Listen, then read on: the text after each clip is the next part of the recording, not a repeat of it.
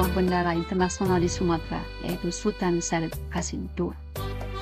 Sultan Syarif Qasim II adalah seorang sultan kaya raya yang mendukung kemerdekaan Indonesia dengan sepenuh hatinya. Dia sumbangan uang sebesar 13 juta horden atau lebih dari 1 triliun rupiah kepada Presiden Soekarno untuk membantu negara Republik Indonesia yang baru berdiri.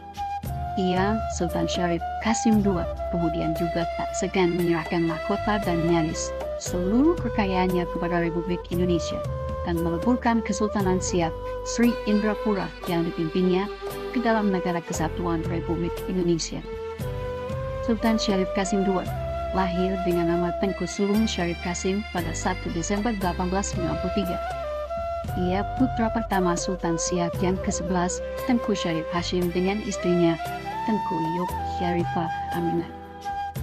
Sedari belia, Tengku Sulung Syarif Qasim telah belajar pendidikan agama, adat istiadat, dan sistem pemerintahan kesultanan dari guru agama, mufti, dan imam besar kerajaan. Pada 1904, saat masih berumur 12 tahun, Tengku Sulung pergi seorang diri ke Batavia untuk belajar di Institut Bekenvoltum yang salah satu gurunya adalah Snouck Bronje, seorang orientalis yang menjadi penasihat pemerintah kolonial. Selama berada di Batavia, ia juga melanjutkan belajar ilmu agama pada Said Hussein. Kesultanan Siak Sri Indrapura dalam lintasan sejarah berdiri pada tahun 1723. Kesultanan ini didirikan oleh Sultan Abdul Jalil Rahmat Shah atau Raja Kecil, seorang bangsawan keturunan Sultan Johor yang karena konflik internal akhirnya mendirikan kerajaan baru di tepi Sungai Jantan atau Sungai Siak.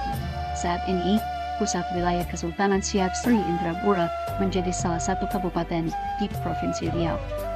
Karena lokasi wilayahnya yang strategis di kawasan segitiga perdagangan dengan Belanda di Malaka dan Inggris di Pulau Pinang, serta berkat kemampuan armada lautnya mengontrol perompak, di kemudian hari Kesultanan Siak berkembang menjadi kekuatan dominan di pesisir timur Sumatera.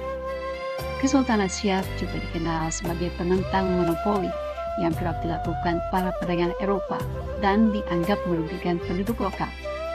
Pada tahun 1759 misalnya, Sultan Muhammad Mahmud, Sultan kedua Kesultanan Siak, menyerang benteng pasukan VOC di Pulau Buntung. Peristiwa ini menyebabkan lebih dari 50 serdadu VOC tewas.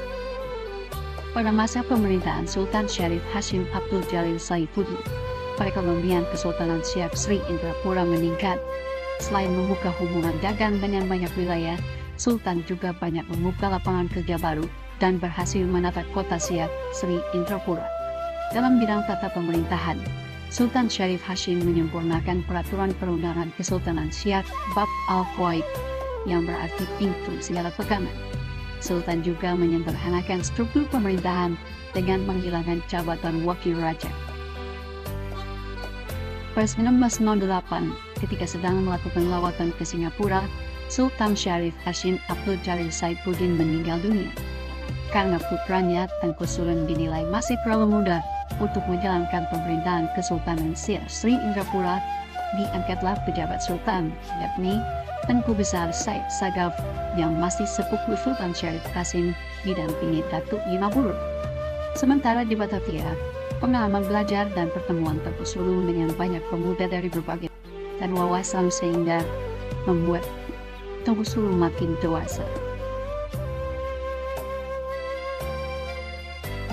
Pada tanggal 3 Maret 1915, setelah dianggap cukup dewasa, Tengku Sulung Syarif Qasim diangkat menjadi Sultan Siak Sri Indrapura ke-12 dengan gelar Sultan Ash-Shaidi Syarif Qasim Abdul Jalil Saifuddin atau lebih dikenal sebagai Sultan Syarif Qasim II.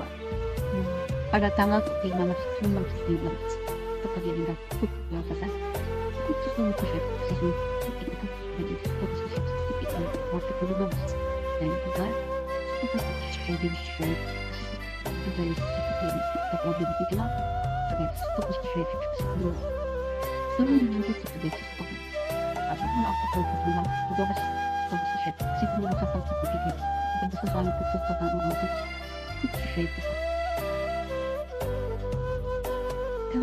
Setelah dilantik menjadi pemimpin Kesultanan Syekh Sri Indrapura, Sultan Syarif Qasim II melakukan berbagai terobosan untuk meningkatkan kesejahteraan rakyatnya sekaligus melawan dominasi Belanda. Bersama permaisurinya, Sultan kerap berkunjung ke berbagai daerah. Selain untuk melihat kondisi kehidupan rakyatnya, lewat kunjungan-kunjungan ini, Sultan juga berupaya belajar dari kemajuan wilayah lain. Meski kekuasaannya terbatas, Sultan Syarif Qasim II tidak segan menolak kebijakan pemerintah kolonial yang ia nilai merugikan rakyat. Sultan misalnya menolak pemberlakuan Herrendiensten atau kerja rodi yang dikeluarkan pemerintah kolonial Hindia Belanda. Menurut Sultan, aturan ini tidak sesuai dengan norma sosial dan agama yang dianut masyarakat Siap. Untuk meningkatkan kualitas sumber daya rakyat Siap, pada tahun 1917, Sultan Syarif Qasim II menginisiasi berdirinya sekolah dasar Hollands Inlandse School atau HIS di wilayah Siap Sri Indrapura. Namun sesuai ketentuan kebijakan pemerintah kolonial, sekolah ini hanya menerima anak-anak Eropa dan keturunan bangsawan. Kurikulum dan tenaga pengajarnya juga diawasi secara ketat oleh pemerintah kolonial.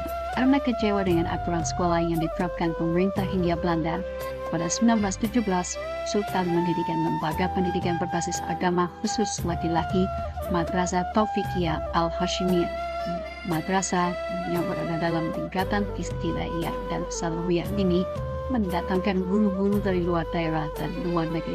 Mengapa akhirnya beliau lebih suka dengan pendidikan madrasah, kemudian mendukung berdirinya putab-putab, yaitu semacam sekolah-sekolah yang ada sistem kelasnya, namun khusus sekolah agama, kemudian juga HIS partikuler milik Muhammadiyah, kemudian yang lain didukung untuk berdiri. Tiang terhadap dunia pendidikan juga ditujukan permaisuri Sultan Siap, Tengku Agung.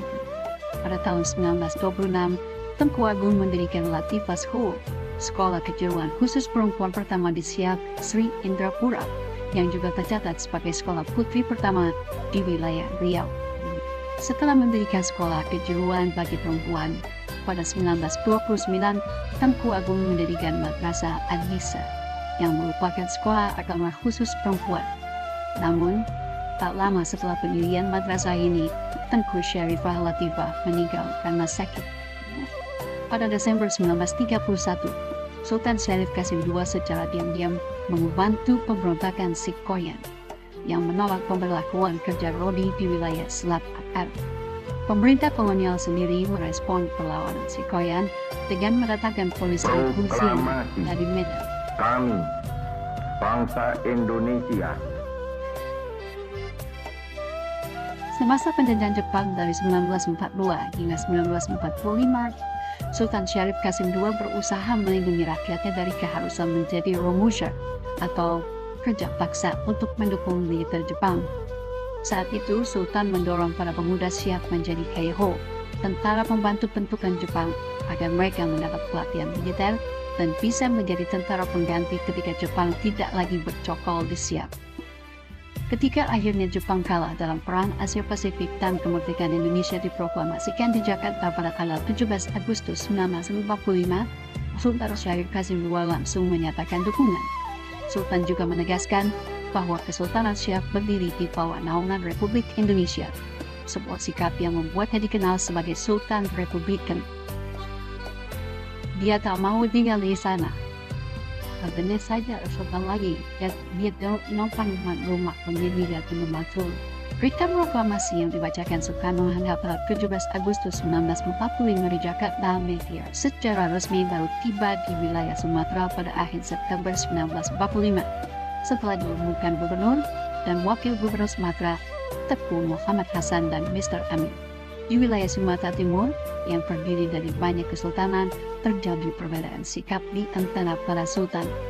Ketika mendengar berita proklamasi, Sultan Syarif Qasim II langsung mengambil sikap untuk turut mendukung dan bergabung dengan Republik Indonesia. Ia juga menyumbangkan dana sejumlah 13 juta gulden pada pemerintah Republik yang baru berdiri. Sultan kemudian juga mempelopori pembentukan Komite Nasional Indonesia di Siap Sri Indrapura dan menggelar upacara menaikkan bendera merah putih sekaligus membentuk Tentara Keamanan Rakyat atau TKR. Setelah memutuskan mendukung kemerdekaan Indonesia pada bulan Januari 1946, Sultan Syarif Qasim II berangkat ke Medan untuk bertemu Gubernur Sumatera, Tengku Muhammad Hasan. Namun, bersamaan dengan kepergiannya ke Medan, pecah peristiwa revolusi sosial yang menargetkan keluarga kesultanan dan bangsawan di Sumatera Timur. Saat peristiwa terjadi, Sultan Syarif Qasim II diselamatkan oleh Panglima Divisi Rencong A. Hasimi dan dibawa ke Aceh. Ia kemudian menetap di Aceh sampai tahun 1950. Selama berada di Aceh, Sultan Syarif Qasim II tetap aktif berjuang untuk Republik Indonesia bersama para tokoh Karesidenan Aceh. Setelah pengakuan kedaulatan Republik Indonesia pada 1950, Sultan Syarif Qasim II dipanggil Presiden Soekarno ke Jakarta dan ditunjuk sebagai penasehat Presiden. Ia menempati sebuah rumah pemberian pemerintah di wilayah Menteng dan digaji pemerintahan Republik. Pada awal tahun 1960, ketika hendak mengunjungi adiknya yang tinggal di Singapura, pecah peristiwa konfrontasi Indonesia dengan Malaysia. Karena peristiwa ini, Sultan Syarif Qasim II kembali ke Indonesia dan tinggal di Batam. Kemudian pulang ke Siak Sri Indrapura pada bulan Oktober 1964. Di kampung halamannya ini, bangsawan yang telah menyerahkan tahta kesultanannya pada Republik Indonesia itu sebagaimana umumnya rakyat biasa. Pada 1967, kesehatan Sultan Syarif Qasim II terus memburuk. Karena perlu perawatan intensif, ia kemudian dilarikan ke Rumah Sakit Caltex di Lubang, Pekanbaru. Beberapa bulan kemudian, tepatnya tanggal 23 April 1968, Sultan Syarif Qasim II meninggal dunia. Jenazah Sultan Republikan ini kemudian dibawa ke Siak Sri Indrapura, di mana rakyat telah menunggunya, untuk selanjutnya dimakamkan di pemakaman Masjid Sahabuddin di Siak Sri Indrapura, persis di sebelah makam istri pertamanya, Tengku Agung. 30 tahun setelah kepergiannya, pada bulan November 1998, atas jasanya kepada bangsa dan negara, Sultan Syarif Qasim II ditetapkan sebagai pahlawan nasional. Jejak pemikiran, kepeloporan, perjuangan, dan pengorbanan yang ditorehkan Sultan Syarif Qasim II, kita bisa melihat sosok pemimpin yang tidak hanya cerdas menangkap semangat dan tantangan zaman, namun juga ikhlas memberikan segala yang dimilikinya untuk kemerdekaan dan kesejahteraan rakyat dan bangsa yang dicintainya. Semoga saja kisah dari Sultan Syarif Qasim II mampu memberikan wawasan dan penambahan nilai patriotisme kita terhadap bangsa Indonesia. Selamat Hari Ulang Tahun Republik Indonesia ke-79. Merdeka!